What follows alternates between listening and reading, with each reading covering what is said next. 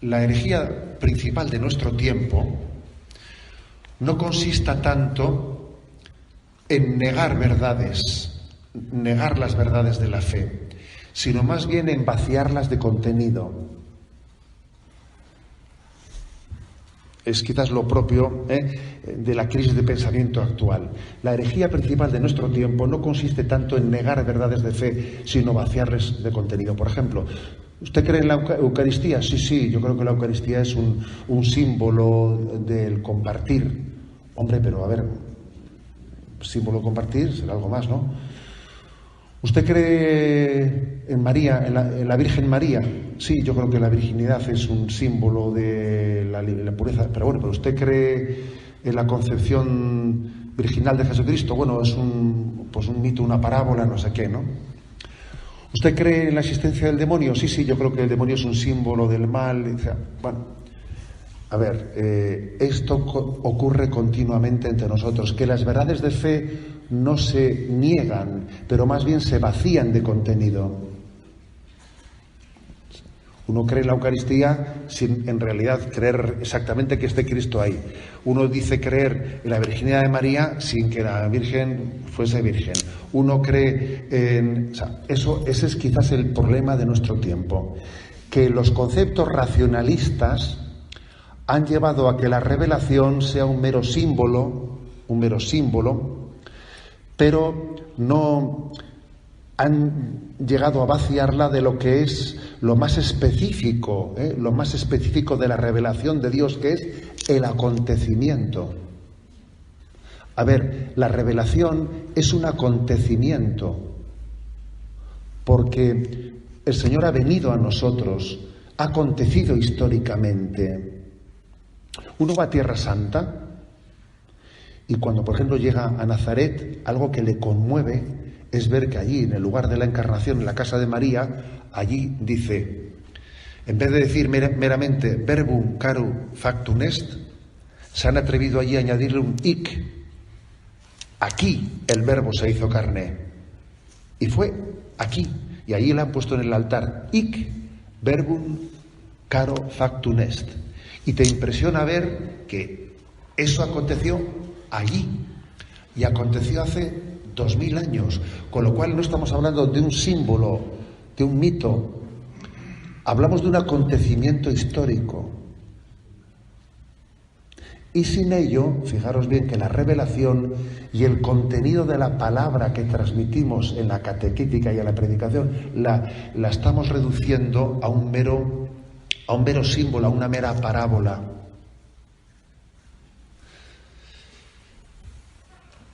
De los tres trascendentales, recuerdan ustedes que hay tres trascendentales que son los principales trascendentales, ¿no? Verum, bonum y pulcrum, verdadero, bueno y bello. Es muy importante entender que Jesucristo no solo es bello, no solo es bueno, sino que también es verdadero, porque si las cosas no son verdad, que alguien utilice el Evangelio únicamente como un cúmulo de parábolas, de enseñanzas sapienciales, que son, por ejemplo, ¿no? Pues llega el relato de la multiplicación de los panes.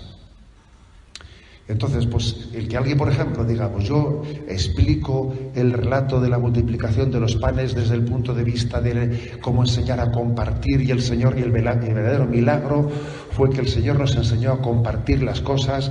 Y, a ver, un momento, claro que el Señor nos enseñó a compartir las cosas, pero ¿está usted acaso negando que Jesucristo hizo el milagro de la multiplicación de los panes?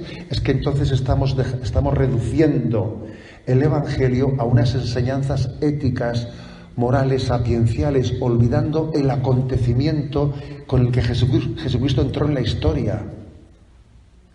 Eso es lo que el racionalismo ha hecho, haciendo mucho daño a la teología, reducir la enseñanza, ¿no? Reducir la revelación a una simbología ética o moral, olvidando que lo principal del Evangelio es el acontecimiento de Jesús, su encarnación, su muerte y resurrección.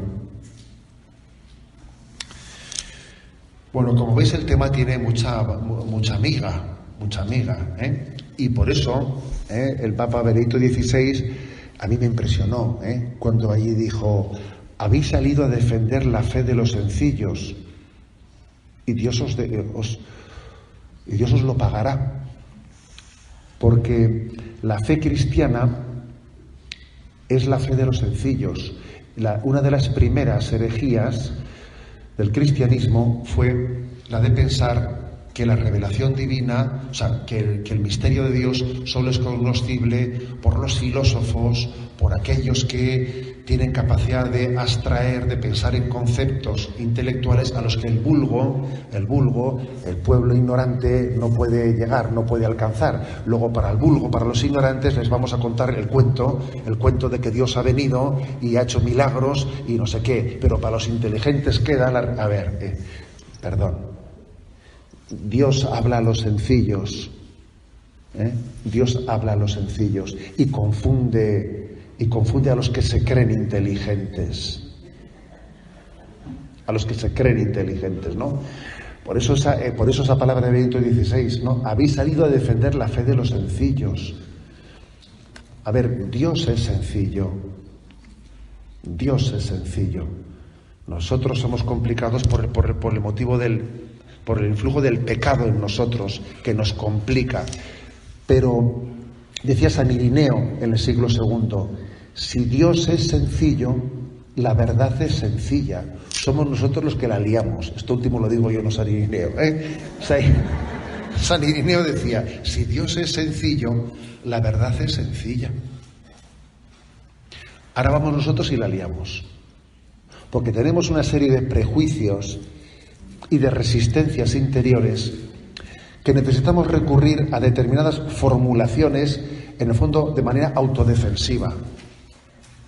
Me estoy defendiendo porque en el fondo que Dios sea tan sencillo, que Dios se ponga en el camino de mi vida y que me muestre la necesidad de la conversión, me duele y me resisto a ello. Y entonces lo que hago es revolverme en teorías abstractas y difusas que lo que hacen es difuminar la llamada a la conversión. Bueno,